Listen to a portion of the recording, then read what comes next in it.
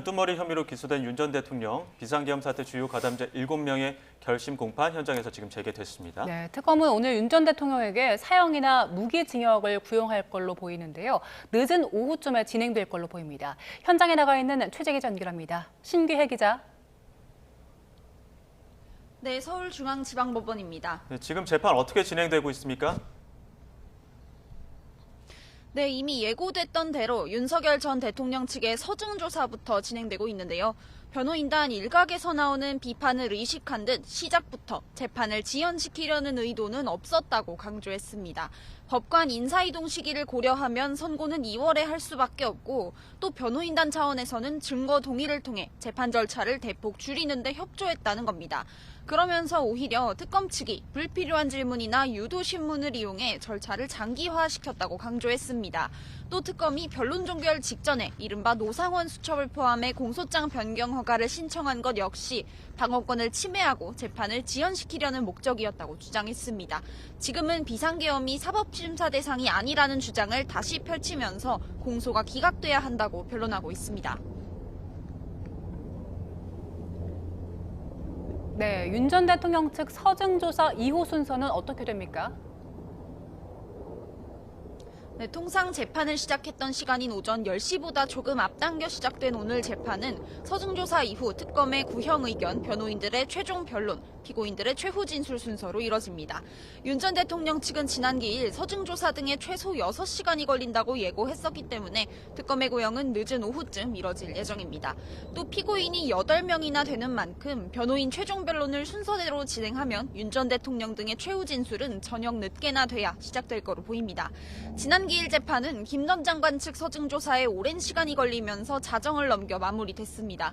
특히 김 전 장관 측이 서증조사에 8시간을 쓰면서 침대 변론 시간 끌기가 아니냐는 비판이 일었는데요.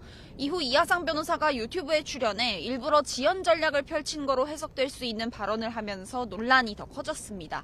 이를 두고 일각에서는 재판을 진행하는 지기현 부장판사의 소송 지휘 능력에 대한 지적이 나오기도 했습니다.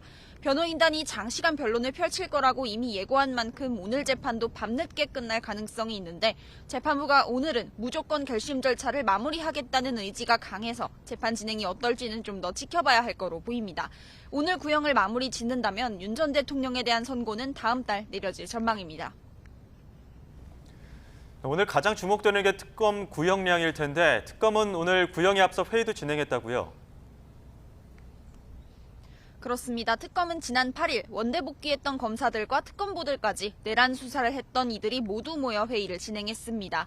윤 전 대통령을 포함한 피고인들의 구형량을 정하기 위해서였는데요. 정점에 있는 윤 전 대통령에게 선고할 수 있는 형량은 사형, 무기징역, 무기금고뿐입니다. 이 가운데 특검은 무기금고는 고려하지 않은 것으로 알려졌습니다. 김용현 전 장관 등 다른 피고인들이 받고 있는 내란 중요임무종사 혐의에 대해서는 5년 이상의 징역 또는 금고부터 선고가 가능한데요. 피고인이 8명에 이르고 각자 계엄에 가담한 방식이 다른 만큼 특검은 피고인들 사이의 형평, 혐의 내용에 따른 형평 등을 고려해 구형량을 정했을 거로 보입니다. 네, 마지막으로 이번 재판의 쟁점도 정리해 주시죠. 네, 형법 조문을 보면 내란죄는 국헌을 문란하게 할 목적으로 폭동을 일으켰을 때 성립합니다.